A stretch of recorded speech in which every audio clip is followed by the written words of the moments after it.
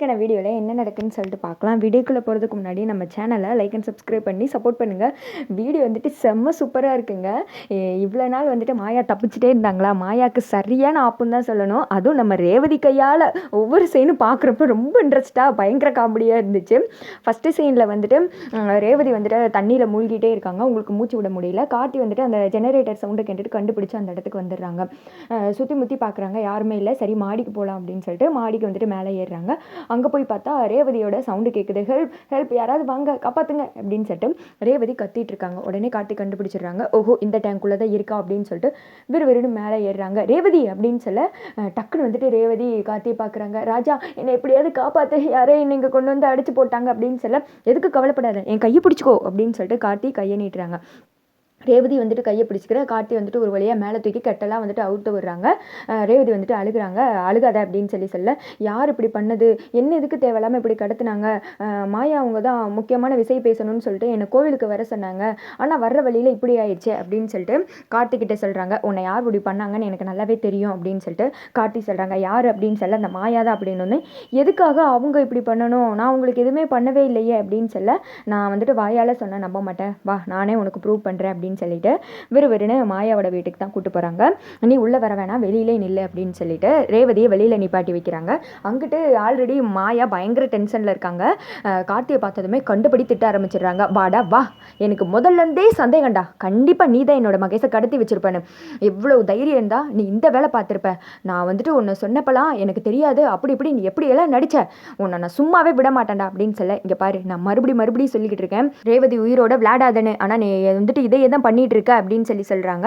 அப்புறம் எப்படி சும்மா விட முடியுமா, என் மகேஷ் இப்போ வரைக்கும் கண்ணிலே காட்ட மாட்டீங்கல்ல, அதனால தான் இதெல்லாம் பண்ணேன். அது மட்டும் கிடையாது, நான் அங்கே ஏற்காடு அவளை கொல்றதுக்காண்டி தான் வந்தேன், ஆனால் நீ என்ன சும்மா விட்டையா, மலையிலேருந்து தள்ளி விட்டு கொலை பண்ணுறான்னு நான் நினைக்கும் போதெல்லாம் அவளை காப்பாற்றிட்டேன்.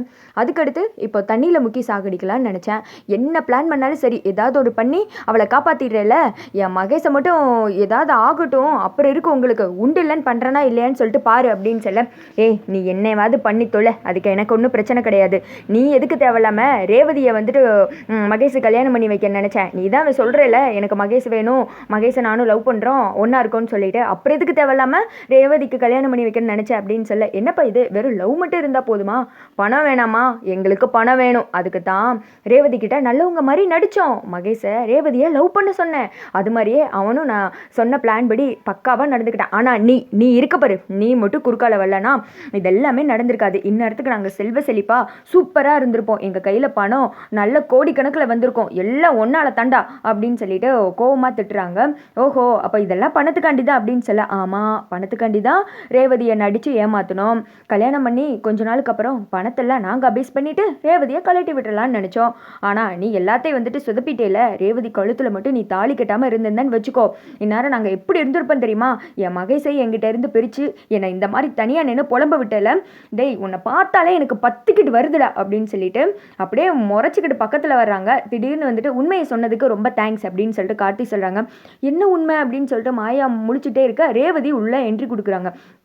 இத்தனை விஷயத்தையும் கேட்டு ரேவதி அப்படியே ஷாக் ஆகிடுறாங்க. கண்ணுலேருந்து கண்ணீராக வருது. அதுலேயுமே மகேஷ் வந்துட்டு நடித்து ஏமாத்தினான்னு சொல்கிறப்பெல்லாம் ரேவதியோட ரியாக்ஷனை பார்க்கணுமே, அப்படியே ஒரு மாதிரி உடஞ்சி போயிட்டாங்க. உள்ளே வந்ததும் சி நீலாம் ஒரு பொம்பளையா அப்படின்னு சொல்ல, ரேவதி அப்படின்னு சொல்லிட்டு மாயா வந்துட்டு நல்லவங்க மாதிரி நடிக்க ஆரம்பிச்சிடுறாங்க.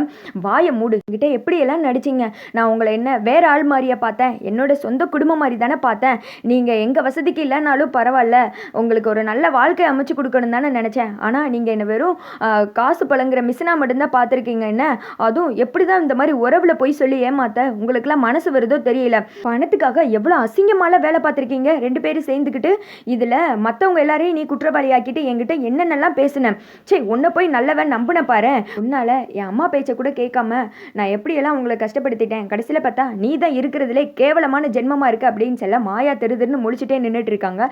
அதோட பார்த்தீங்கன்னா வீடியோ வந்துட்டு முடிஞ்சிருது.